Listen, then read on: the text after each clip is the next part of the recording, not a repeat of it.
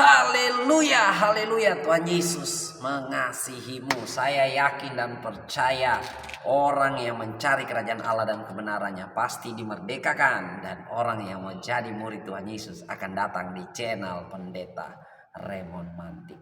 Pernahkah Anda membaca ada rasul di perjanjian lama?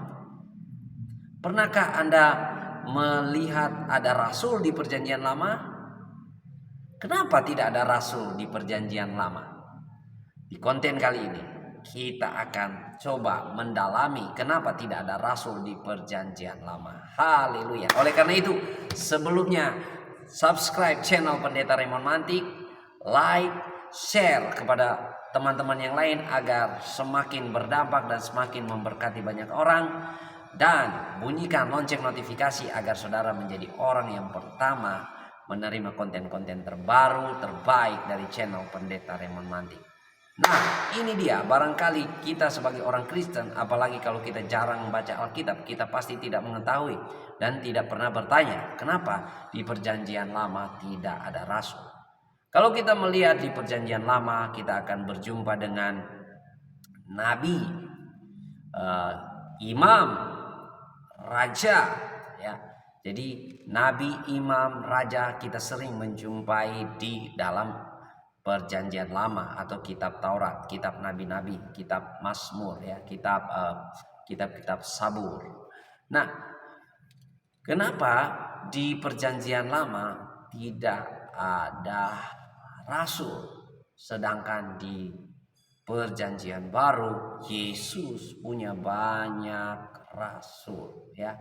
Ada 12 rasulnya Yesus Kristus. Ada Rasul Paulus.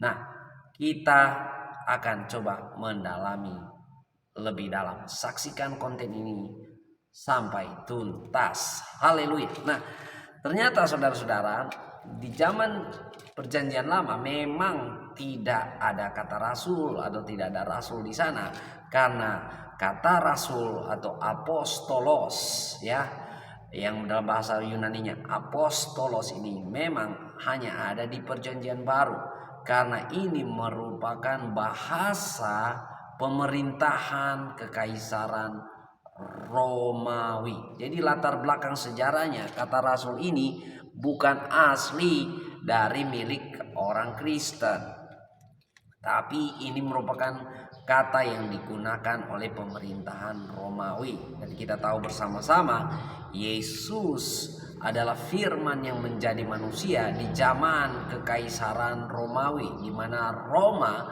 berkuasa di daerah Bulan Sabit, ya, daerah Palestina dan sekitarnya, dan kekuasaan Roma itu sangat besar, ya, hampir separuh dunia dikuasai oleh Roma pada waktu itu.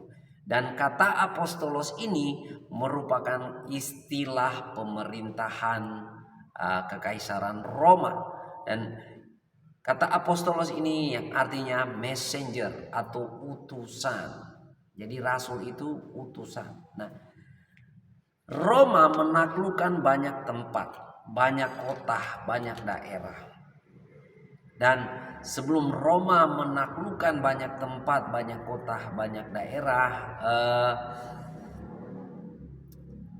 orang-orang Yunani di bawah kejayaan Alexander Agung atau Iskandar Agung, ya, Alexander the Great, mereka telah menyunanikan seluruh daerah kekuasaan mereka, sehingga pengaruh Yunani itu sangat kuat. Demikian juga dengan kekaisaran Roma, ketika mereka menaklukkan daerah-daerah kekuasaan mereka, ya, mereka berpikir daripada membumi hanguskan, membinasakan daerah-daerah tersebut, lebih baik mengubah daerah itu, mentransformasi daerah itu menjadi seperti Roma. Makanya ada Roma kecil, ya, Roma kecil. Misalnya kota Efesus, dia miniatur kota Roma, ya, seperti itu. Dan untuk membuat seperti ini, daripada membumi hanguskan, membinasakan penduduk atau yang orang-orang yang berdomisili di daerah kekuasaan mereka di kota itu, mereka mengirim yang namanya apostolos, yang mereka mengirim yang namanya messenger, yang namanya rasul, untuk membuat transformasi di daerah itu. Ya, jadi mereka membuat di kota itu harus ditransformasikan, ya, budayanya, bahasanya, politiknya, seninya, arsitekturnya dan sebagainya. Dengan apa? Mengirim apostolos yang diutus, dikirim oleh pemerintah Kekaisaran Romawi, kerajaan Romawi, untuk mengubah daerah itu menjadi seperti apa yang ada di Kaisar Roma, yang ada di Roma. Nah, inilah latar belakang penggunaan kata rasul pada zaman Yesus. Jadi kata rasul atau apostolos ini adalah istilah pemerintahan Kekaisaran Romawi, di mana dia mengutus utusan-utusan untuk menjadi duta yang membawa perubahan, membawa transformasi. Jadi seperti contoh Efesus atau Filipi menjadi kota miniatur, ya, menjadi polisnya Romawi, ya. Apa yang ada di Romawi mereka tiru, mereka amati dan tiru menjadi persis sama, ya, baik pemerintahannya, arsitekturnya, budayanya dan sebagainya. Itulah latar belakang penggunaan kata rasul dalam sejarah, ya.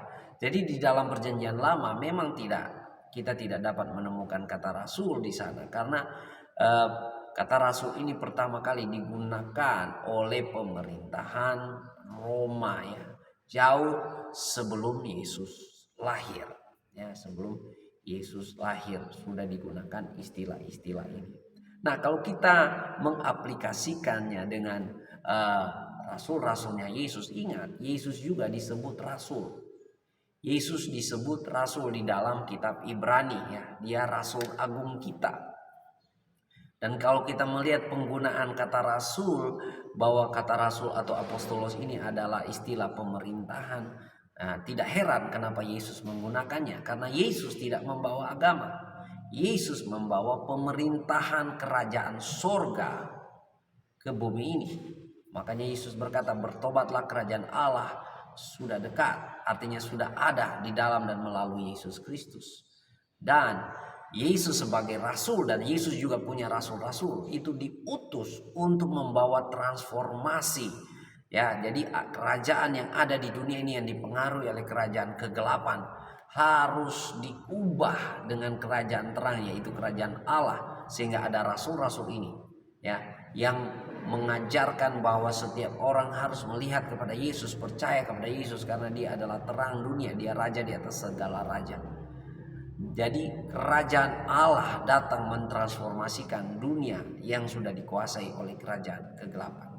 Demikian, seperti itulah penggunaan kata rasul ketika bangsa Romawi, kekaisaran Romawi menggunakannya, yaitu untuk membawa transformasi sebagai utusan. Rasul itu harus membawa transformasi di segala lini, baik budaya, pemerintahan, politik, kesenian, arsitektur, bahasa dan sebagainya.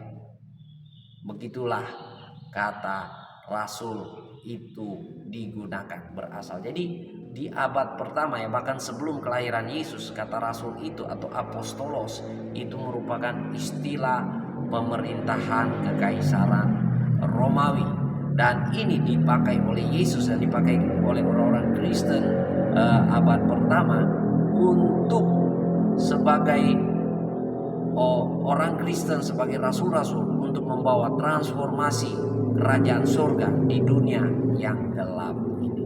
Jadi sudah tahukah saudara kata rasul berasal dari mana? Saya yakin dengan konten kali ini saudara mendapat pencerahan. Anda dicerahkan bahwa kata rasul itu bukan berasal dari istilah kekristenan. Sebenarnya dia berasal dari istilah pemerintahan kekaisaran Romawi atau bahkan budaya-budaya waktu itu, pada zaman itu. Nah, jadi teman-teman sekalian, kita sebagai orang-orang Kristen ingat, kita adalah duta kerajaan Allah yang membawa transformasi di dunia yang gelap ini. Haleluya. Tuhan Yesus baik, Tuhan Yesus mengasihimu. Subscribe channel Pendeta Raymond Mantik, like dan share, bagikan kepada teman-teman yang lain agar semakin berdampak, dan bunyikan lonceng notifikasi agar saudara mendapatkan konten terbaik, konten terbaru dari channel Pendeta Raymond Mantik. Tuhan Yesus mengasihimu, tetap semangat, maju terus.